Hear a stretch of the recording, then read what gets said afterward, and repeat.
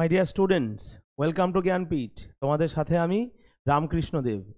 আমরা প্রিভিয়াস ক্লাসগুলোতে voice change part 1 part 2 already করে ফেলেছি। আজকের ক্লাসে আমরা voice change part 3 that is imperative সেন্টেন্সের উপর ভয়েস চেঞ্জ করব। তাহলে চলো ক্লাসটা শুরু করি আজকে। তো প্রথমে আমরা জেনে নেব ইম্পারেটিভ সেন্টেন্স কিভাবে তৈরি হয়। ইম্পারেটিভ সেন্টেন্সের প্রথমে বা শুরুতে কিন্তু সাবজেক্ট থাকে না, তাহলে শুরুতে ভার্ব থাকে। তো আমরা যে এক্সাম্পলগুলো করব তার ম্যাক্সিমামই এই ধরনেরই সেন্টেন্স আমরা দেখব। তো দেখো, প্রথম ইম্পারেটিভ সেন্টেন্সটা আমরা দিয়েছি এখানে, ডু দিস ওয়ার্ক। যেটা বলছিলাম, সেন্টেন্সটা শুরু হয়েছে ভার্ব দিয়ে, সাবজেক্ট মিসিং। আচ্ছা, তো এই ধরনের সেন্টেন্সকে আমরা লেট দিয়ে ভয়েস চেঞ্জ করতে পারি। কিভাবে হবে সেটা? প্রথমে আমরা লেট বসাবো, তারপর যে নিয়ম আমরা শিখিয়েছি যে এতদিন, অবজেক্টটাকে সামনে নিয়ে আসবো, let this work be. Imperative সেন্টেন্সে যখন আমরা লেট দিয়ে করব তখন একটা বি বসাতে হবে। তারপর অ্যাজ ইউজুয়াল প্রিন্সিপাল ভার্বের থার্ড ফর্ম। খুব সোজা। সম্ভবত ইম্পারেটিভ সেন্টেন্সের ভয়েস চেঞ্জই সবচেয়ে সোজা এই ক্ষেত্রে আর কি। আচ্ছা, তাহলে let this work be done. এবার আমরা একটা এখানে সলভ করব। ওপেন দ্য ডোর, দরজাটি খোলো। তো প্রথমে লেট হয়ে গেল, the door object, the door বসিয়ে দিলাম। তারপর বি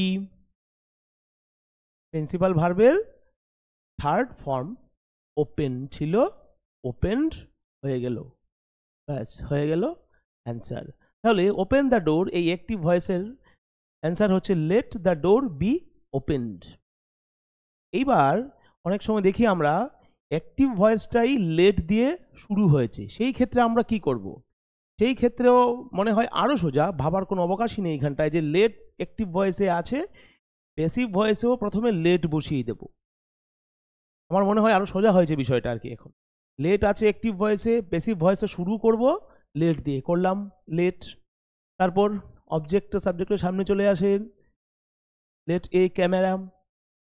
বি একটা বসে, আগে অলরেডি বলে দিয়েছি, be let a camera be. Principal ভার্বের third form bought by him. Right hand সাইডে দেখো স্ট্রাকচারটা দেয়া আছে, সেটা যদি তোমরা একবার দেখে নাও তাহলে বিষয়টা আরো পরিষ্কার হবে। প্রথমে লেট, তারপর অবজেক্টই সাবজেক্ট হয়, ঠিক যেভাবে এখানে হয়ে গেল, এ ক্যামেরা সামনে চলে আসলো। তারপর কি বলছে এখানে, প্লাস বি হয়, বি বসিয়ে দিলাম।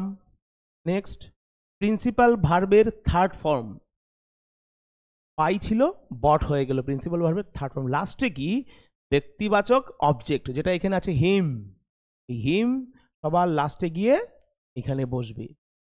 তো যদি এই স্ট্রাকচারের সঙ্গে এই অ্যান্সারটা একটু মিলিয়ে দেখে নাও তাহলে বিষয়টা একদম ক্লিয়ার হয়ে যাবে। এবার একটা সেন্টেন্স আমরা করব। তো দেখো কি দেয়া আছে, let us forget the quarrel. চলো ঝগড়া ভুলে যাই। আজকের দিনের সাপেক্ষে সম্ভবত সবচেয়ে ঠিক সেন্টেন্স এটা। তো let us forget the quarrel, প্রথমে লেট ছিল অ্যাক্টিভে, প্যাসিভেও লেট বসিয়ে দিল। তারপর অবজেক্টটা সাবজেক্ট হয়ে সামনে চলে আসলো, the quarrel, let the quarrel. তারপর স্ট্রাকচার কি বলছে, বি বসিয়ে দিলাম বি। তারপর প্রিন্সিপাল ভার্বের third form forgotten. Next by us, মানে ব্যক্তিবাচক অবজেক্টটা সবার লাস্টে বসে গেল। এই তো হয়ে গেল আমাদের answer, very easy. Let the quarrel be forgotten by us. আচ্ছা, এবার আমরা দেখে নেব যদি লেট দিয়ে না থাকে, এবার থাকলো প্লিজ অথবা কাইন্ডলি। সেই ক্ষেত্রে কি হবে, যখন কোনো sentence, imperative sentence obviously please অথবা কাইন্ডলি দিয়ে শুরু হবে, সেই ক্ষেত্রে আমরা কি করব? সেই ক্ষেত্রে প্লিজ অথবা কাইন্ডলি দুটো একই মানে প্রকাশ করে, একই অর্থ তাদের। তো প্লিজ অথবা কাইন্ডলি এর পরিবর্তে আমরা বসাবো you are requested to. Please অথবা কাইন্ডলির পরিবর্তে, তার মানে হচ্ছে প্লিজ অথবা কাইন্ডলিকে রিপ্লেস করবে ইউ আর রিকোয়েস্টেড টু, এই 4টে ওয়ার্ড হয়ে গেল। তারপর যা আছে সেটা বসিয়ে দেবো। এখানে দেখো বসিয়ে দিয়েছি, you are requested to post the letter. তাহলে খুবই সোজা এটা। তো প্লিজ থাকলো, you are requested to kindly help me, you are requested to help me, kindly stand by me, you are requested to stand by me, এইভাবে সেন্টেন্সগুলো হয়ে থাকে। আচ্ছা, এবার এখানে একটা করি, দেখো প্লিজ আছে, অবলিক দিয়ে কাইন্ডলিও দিয়ে রেখেছি তোমাদের বোঝানোর স্বার্থে সেটা। তো পরীক্ষা যে কোনো একটাই থাকবে, হয় প্লিজ থাকবে অথবা কাইন্ডলি থাকবে। তো দেখো প্লিজ অথবা কাইন্ডলি আছে, তাহলে কি লিখবো প্রথমে, ইউ আর রিকোয়েস্টেড। এইবার একটু থামতে হবে, কারণ এখানে আবার একটা নট আছে। নটটা কোথায় দেব, টু এর পর না টু এর পূর্বে? তো আমরা যখন এতদিন শিখে এসেছি যে টু এর পর সবসময় ভার্বের প্রিন্সিপাল ফর্মটাই হয়, তার মানে টু এর পর আমরা নট কখনোই দিতে পারি না। তাহলে একটাই অপশন বাকি রইল, টু এর পূর্বে আমরা নটটা বসাবো, you are requested not to smoke. কখনোই কিন্তু টু নট হবে না, কেননা যখনই টু দেব তারপর আমরা ভার্ব বসাবো, এটাই স্ট্রাকচার আছে, এটা আমাদের ফলো করতে হবে। সে আমরা যে সিস্টেম করি, যে গ্রামাটিক্যাল রুলস করি, যখন রাইটিং স্কিল লিখবো তখনও এই নিয়মটা আমরা ফলো করব। টু বসিয়েছি, তারপর ভার্ব বসাবো, আর কোন শব্দ বসবে না টু এর পর। তাই আমরা টু এর পূর্বে আমরা নট বসিয়ে দিয়েছি, তাহলে এই নট এখানে চলে আসলো। You are requested not to smoke. Next আমরা দেখবো এবার using you are order to. Order শব্দের মানে হচ্ছে আদেশ দেওয়া, একটা অথরিটি থাকবে, যিনি বলবেন তার ভয়েসে একটা অথরিটি থাকবে, এটা তিনি শো করবেন যাকে বলছেন। এখানে দেখো সিট ডাউন, ক্লাসে টিচার বলছেন এই তুমি বসো, তার মানে তার ভয়েসে অথরিটি আছে, যার উদ্দেশ্যে বলা সে সেটা মান্য করবে। আচ্ছা, তাহলে এখানে সিট ডাউন অ্যাক্টিভ ভয়েসে আছে, আদেশ বোঝাচ্ছে। যখন আদেশ বোঝাবে সেই ক্ষেত্রে আমরা কি ব্যবহার করব, ইউ আর অর্ডার্ড টু, তারপর সিট ডাউনটা বসিয়ে দেব। এই ক্ষেত্রে একটা জিনিস মাথায় রাখবে, এই যে টু, এটা কিন্তু খুবই ভাইটাল পার্ট এই টোটাল সেন্টেন্সের। কেন, you are ordered or sit ডাউনকে যুক্ত করছে এই ইনফিনিটিভটা, মানে টু আর টুটা আর কি, তো এটা দিতেই হবে। তাহলে সিট ডাউন আছে, you are order to sit down, তোমাকে আদেশ দেওয়া হলো বসার জন্য। এবার এখানে একটা করব আমরা, do not make a noise. ক্লাসে ছেলে মেয়েরা হইচই করছে, আওয়াজ করছে, মাস্টারমশাই পড়াতে পারছেন না, কোন বলবে এই ক্লাসে কোনো আওয়াজ করবে না, এটাও কিন্তু আদেশ, অথরিটারিয়ান ভয়েস আছে তার গলায়, এখানেও তাই। তাহলে এটা সলভ করি আগে। তো আদেশ যেহেতু হয়েছে, আমরা প্রথমেই বলে দিয়েছি ইউ আর অর্ডার টু বসাবো। দেখে নিচ্ছি, ইউ আর অর্ডার্ড। এবার একটু থামতে হবে, কেন, এখানে একটা নট আছে। আগের নিয়মে আমরা কি শিখেছি, টু এর পূর্বে নট বসবে না টু এর পরে নট বসবে? অবশ্যই টু এর পূর্বে নট বসবে। তাহলে প্রথমে নট বসিয়ে নেব, you are ordered not to make a noise, হয়ে গেল। এই দেখো টু আর ভার্ব, তাহলে ওই স্ট্রাকচার আমরা ফলো করেছি। এইবার আমরা এই সেন্টেন্সটার অ্যান্সার অন্যরকমও মাঝে মধ্যে করে থাকি। হ্যাঁ, দেখতে ভালো লাগে, একটু ফ্যাশনেবল মনে হয়। যেমন ধরো এরকম যদি বলি, you are forbidden to make a noise, you are forbidden to make a noise. আমাদের জেনে রাখতে হবে সবই, কোনটা ব্যবহার করব, অপশনে কোনটা পাবো সেটা অন্যরকম ব্যাপার, সেটা আলাদা, কিন্তু আমরা জেনে রাখবো। ফরবিড মানেই নিষেধ দেওয়া, বারণ করা। তো যখন আমরা ফরবিড শব্দটা ব্যবহার করব, তো বাড়তি নো কেন দেব, বাড়তি নো দেওয়ার কোনো কারণ নেই, আমরা এখানে দিও নি সেটা। তাহলে কি করলাম, you are forbidden to make a noise, তোমাকে হইচই করতে বারণ করা হচ্ছে। তার মানে তো সেটাই দাঁড়ালো, তোমাকে হইচই করতে নিষেধ করা হচ্ছে, তাই না? তাহলে এই সেন্টেন্সের যা মিনিং, এই সেন্টেন্সের একই মিনিং। তাহলে এই দুভাবেই আমরা এই অ্যান্সারটা দিতে পারি।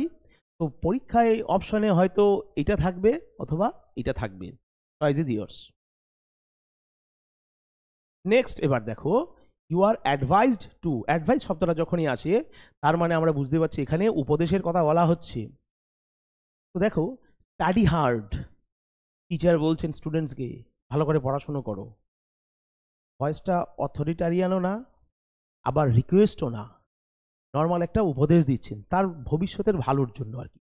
তো স্টাডি হার্ড, ভালো করে পড়াশোনা করো, এটা উপদেশ। আমরা তাহলে কী করব, যখন উপদেশ বোঝাবে তখন আমরা ইউ আর অ্যাডভাইসড টু ব্যবহার করব। You are advised to study hard, simple answer. Then এবার নাম্বার 10টা একটু দেখে নিই, মাথায় রাখবে নট আছে কিন্তু। আচ্ছা, do not run in the সান। মা তার সন্তানকে বলছেন বাবা তুমি রোদে দৌড়াদৌড়ি করো না, শরীর খারাপ হতে পারে। এটা একটা উপদেশ, প্রত্যেকের ছেলেবেলায় আমরা এই উপদেশ পেয়েছি মায়ের কাছ থেকে। আচ্ছা, সে শুনেছি কি শুনিনি সেটা আলাদা ব্যাপার। তো এই ক্ষেত্রে এটাই বলা হচ্ছে এখানে, do not run in the সান, রোদে দৌড়াদৌড়ি করো না। তাহলে প্রথমে কি লিখবো, উপদেশ দিচ্ছে যেহেতু, you are advised not to run in the sun, complete answer. আচ্ছা, এখান থেকে পরের নিয়মে যাওয়ার আগে একটা ছোট্ট জিনিস বলে নেব তোমাদের, অ্যাডভাইসড বানানটা কিন্তু সবাই একটু খেয়াল করবে। অ্যাডভাইস স্পেলিং যদি নাউন হয় তাহলে কিন্তু সেটাতে সি থাকে। দেখে নাও, একটু দেখিয়ে দিচ্ছি। অ্যাডভাইসে সি আছে, এটা নাউন। যদি অ্যাডভাইসে এস থাকে তখন গিয়ে সেটা ভার্ব হয়। কেন বললাম, পরীক্ষায় অনেক সময় এরকম অপশন দিয়ে দেয় আর আমরা একদম খুশিতে আত্মহারা হয়ে ভুলটাতে দাগ দিয়ে দিই। তো অ্যাডভাইস তো আছেই, কিন্তু সেটা করলে হবে না, বানানটা দেখতে হবে অ্যাডভাইস। এই দেখো এখানে অ্যাডভাইসটা কিন্তু ভার্বের মতো করে আমরা ব্যবহার করেছি, ভার্ব হিসেবে ব্যবহৃত হয়েছে সেটা এখানে, তাই অ্যাডভাইসে এস আছে, মাথায় রাখবে এটা। যদি অ্যাডভাইস স্পেলিংয়ে সি থাকে তখন কিন্তু সেটা নাউন হয়ে যায়। তো পরীক্ষায় যদি থাকে ইউ আর অ্যাডভাইসড টু এবং সেই অ্যাডভাইসে সি আছে, সেটা কিন্তু ভুল আছে। খেয়াল করবে বানানটাতে এস থাকবে। এই ধরনের ভয়েস চেঞ্জ করার ক্ষেত্রে অবশ্যই সেটা ফলো করবে। নেক্সট এবার আমরা দেখব, আচ্ছা এইবার দেখো কিছু কিছু বিষয়ে আমরা এখন ফুড ব্যবহার করছি। যেমন ধরো কয়েকটা কিছু সেন্টেন্স, কিপ ইওর ওয়ার্ড, এটা আদেশও বোঝা যাচ্ছে না, রিকোয়েস্টও বোঝা যাচ্ছে না, উপদেশও বোঝা যাচ্ছে না, মানে একটা ঔচিত্য বোঝাচ্ছে আর কি, যেটা করা উচিত, মরালিটির ব্যাপার, নীতির ব্যাপার আর কি। সেই ক্ষেত্রে দেখো আমরা শুড ব্যবহার করছি। কিপ ইওর ওয়ার্ড, কথা রাখবে, যে কথা দিয়েছো সেই কথা কিন্তু রাখবে। তো এখানে তো কিছুই আদেশ, উপদেশ, নিষেধ কিছুই বোঝা যাচ্ছে না। তো এইরকম কিছু সিচুয়েশন হয় যদি, তখন আমরা শুড ব্যবহার করে থাকি। যেমন ধরো keep your word should be kept. এখানে একটা এক্সাম্পল দেওয়া আছে, লাভ দ্য চিলড্রেন। এরকম আরেকটা এক্সাম্পল হতে পারে, help the poor, do not hate the poor, etcetera. এই ধরনের সেন্টেন্স আসতে পারে। তো লাভ দ্য চিলড্রেনটা আমরা করি, তাহলে প্রথমে কি লিখবো, সাবজেক্ট অবজেক্টটাকে সাবজেক্ট বানিয়ে দেবো, দ্য চিলড্রেন, তারপর শুড বি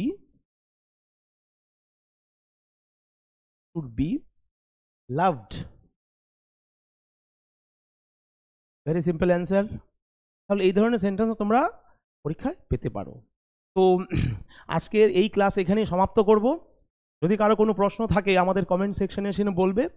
আর এই ক্লাসের পিডিএফ চাইলে তোমরা আমাদের টেলিগ্রাম চ্যানেলে জয়েন করতে পারো, নিচে ডেসক্রিপশন বক্সের লিঙ্ক দেওয়া আছে। এছাড়াও তোমরা যদি আমাদেরকে সোশ্যাল মিডিয়াতে ফলো করতে চাও তাহলে ইনস্টাগ্রাম, ফেসবুক এবং আমাদের এই টেলিগ্রাম চ্যানেলেও ফলো করতে পারো। তাহলে তোমাদের সাথে পরের ক্লাসে সাক্ষাৎ হবে ভয়েস চেঞ্জ পার্ট 4 নিয়ে। Till then, good bye, take care.